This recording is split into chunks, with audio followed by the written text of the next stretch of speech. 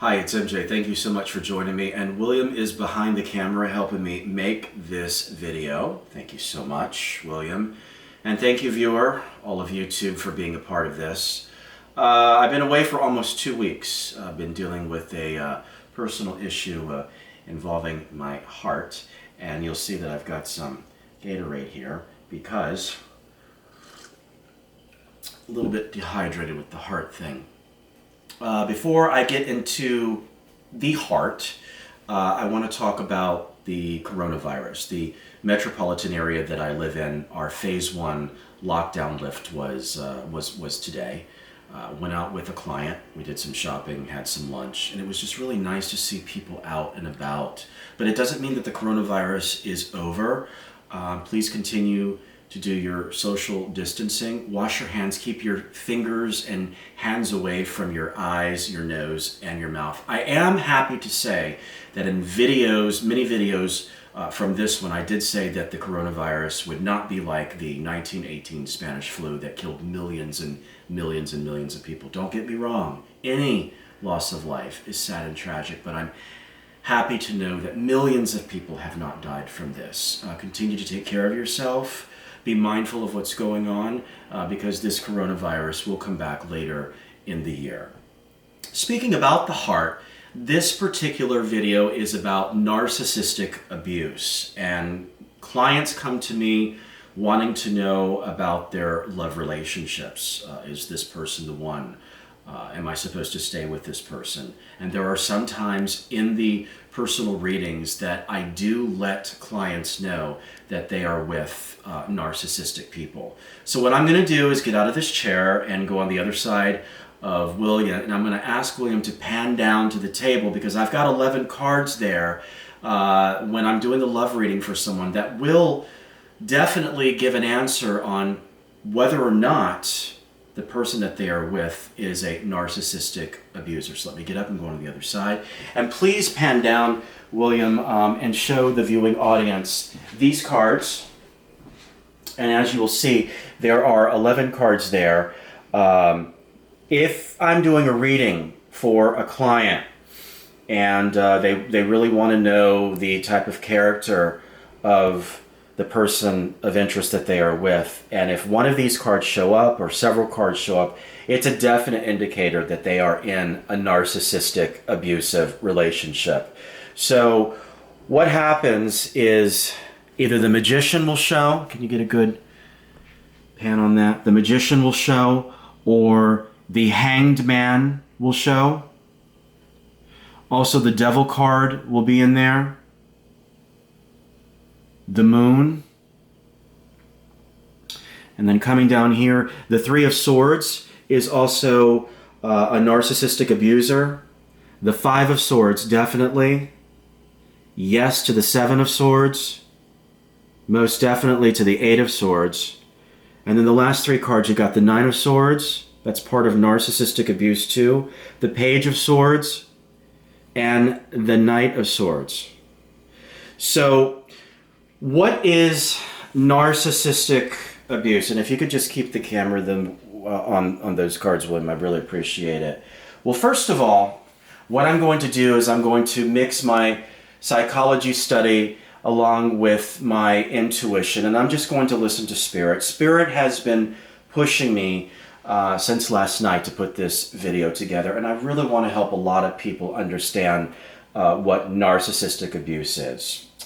It could be part of a parent, a coworker, a friend, a boyfriend, a girlfriend, a wife, a husband, a lover.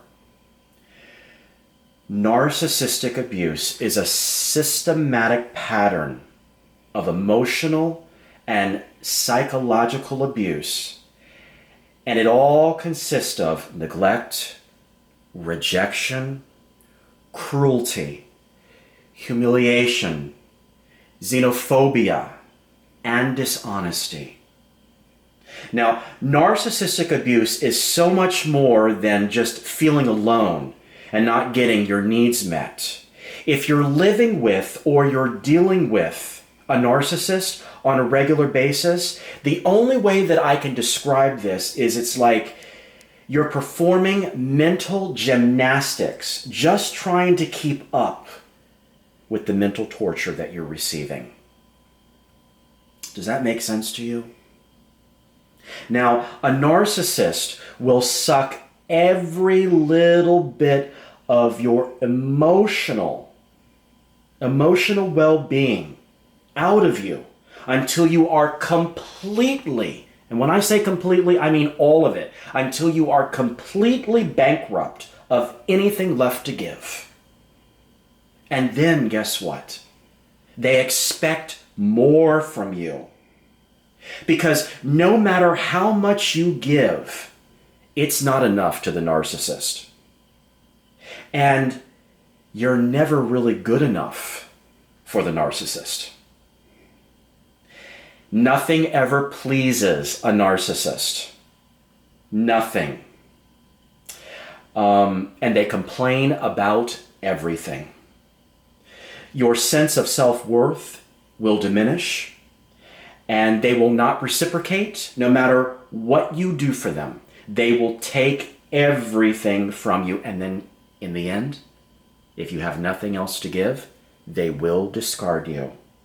The narcissist is never happy, but they will look for a new supply of admiration and mental energy. They're on the prowl all the time.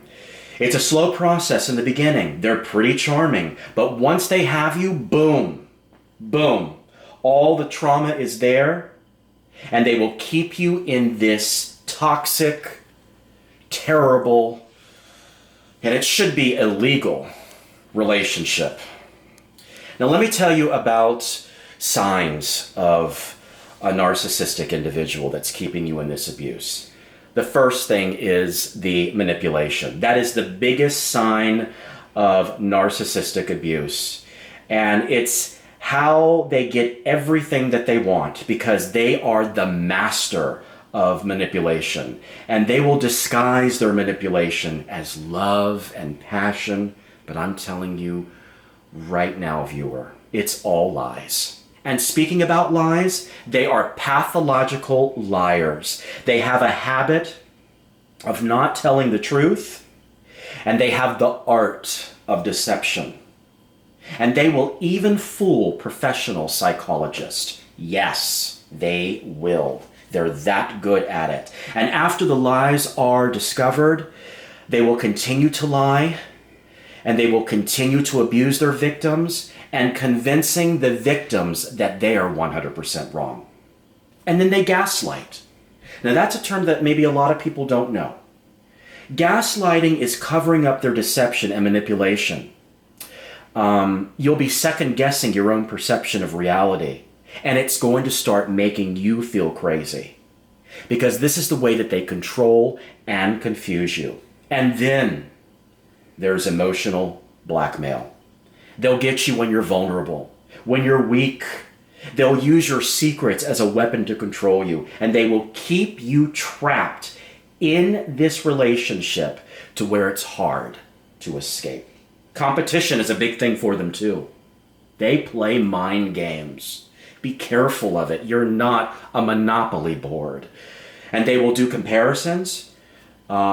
They're not happy with themselves. They will make up lies about you, and they will turn people against you. And then there's the rage. They've got anger. There's outbursts. They will puff that chest up. It doesn't matter if they're a man or a woman. They will get into your face. They will threaten you, and they will intimidate you. So let me go ahead and tell you a little bit about the magician. If the magician shows up in a reading, the magician is the king of manipulation, and you will experience months and years of abuse from this type of narcissist. If you get the hanged man, they're going to keep you waiting because they know that they've got you.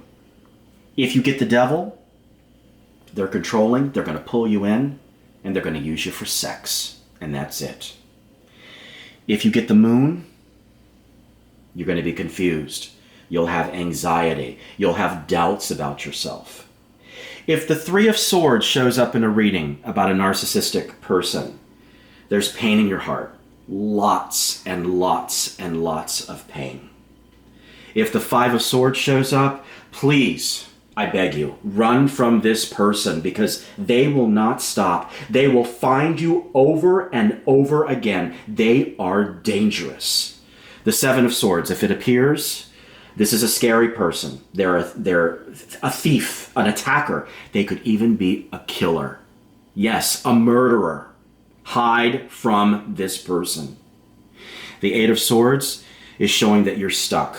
You can't get out of it. The Nine of Swords, you can't sleep at night. You're depressed. The Page of Swords is a representation of, they'll tell you that they had a hard childhood. They'll give you all these sob stories. You know what? They're full of S-H-I-T. They're liars. And the Knight of Swords, they're cold, they're aggressive, they're cruel. They have absolutely no compassion for you. The way to get yourself out of this narcissistic abuse is to get out of the fog.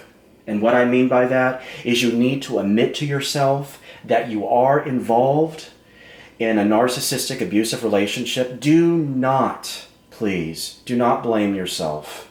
You've done the best that you can do.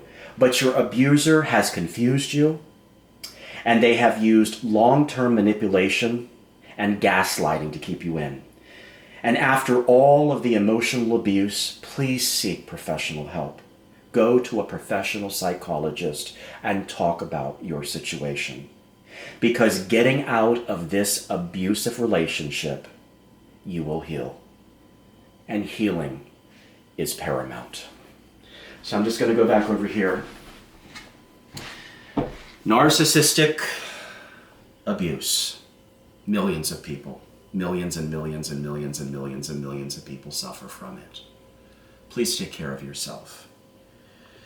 Seek out someone, seek friends and loved ones and a professional psychologist to get you through the pain. You're more than welcome to call the office at 757-274-7673 if you need any advice, if you want to book a reading, or whatever you need to talk about. And please take care of yourself. Thank you so much for watching. Thank you, William, for helping me with the video, and I will see you in a new video very soon.